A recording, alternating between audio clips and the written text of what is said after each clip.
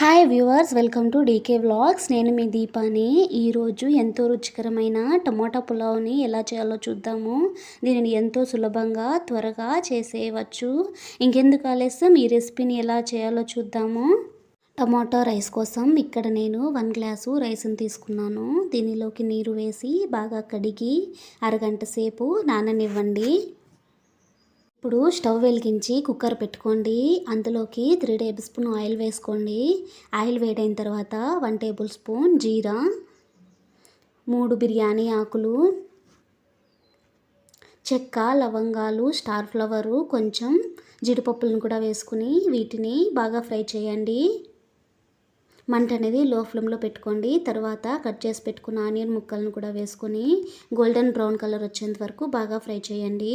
ఇవి ఫ్రై అయిన తర్వాత దీనిలోకి మీడియం సైజులో కట్ చేసి పెట్టుకున్న క్యారెట్ ముక్కలు, బీన్స్ ముక్కలను వేసుకుని వీటిని 2 నిమిషాల పాటు బాగా ఫ్రై చేయండి. ఇవి ఫ్రై అయిన తర్వాత దీనిలోకి సన్నగా కట్ చేసి పెట్టుకున్న టమాటా ముక్కలను కూడా వేసుకోండి.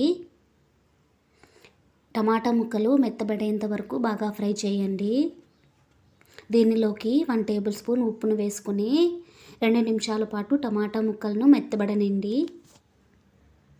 ఇప్పుడు టమాటా ముక్కలు మెత్తబడ్డాయి. ఇందులోకి 1 టేబుల్ స్పూన్ కారం, 1 టేబుల్ స్పూన్ ధనియాల పొడి, 1/2 టేబుల్ స్పూన్ పసుపును వేసుకుని ఇదంతా కలిసేలాగా 2 నిమిషాల పాటు బాగా ఫ్రై చేయండి.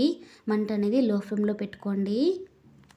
కొద్దిసేపు తర్వాత మసాలాల నుంచి ఆయిల్ అనేది పైకి వస్తుంది.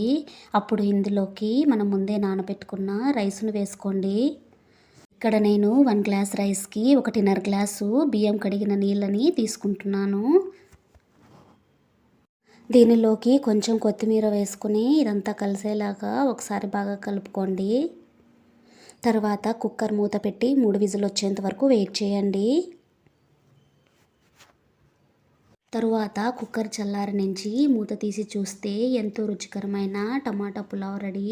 ఇక్కడ చూడండి, పులావ్ అనేది ఎంత పలుకులుగా ఎంత మంచిగా వచ్చిందో. దీనిని ఎవరైనా చాలా సులభంగా త్వరగా చేసేయచ్చు. అదేవిధంగా దీనిని ఆఫ్టర్నూన్ లంచ్లో కానీ ఈవినింగ్ డిన్నర్స్లో కానీ సూపర్గా ఉంటుంది. మీకు కానీ నా రెసిపీ నచ్చినట్లయితే ప్లీజ్ ఒక చిన్న లైక్ చేయండి. అదేవిధంగా మీ ఫ్రెండ్స్కి, ఫ్యామిలీ మెంబర్కి షేర్ చేయండి. మరిన్ని వీడియోల కోసం నా ఛానల్ సబ్స్క్రైబ్ చేసి పక్కనున్న బెల్ ఐకాన్ను యాక్టివేట్ చేయండి. ఇలా చేయడం వల్ల నేను చేసే ప్రతి రెసిపీ మీకు నోటిఫికేషన్ రూపంలో వస్తుంది. Thank you for watching. For more recipes, please subscribe to my channel.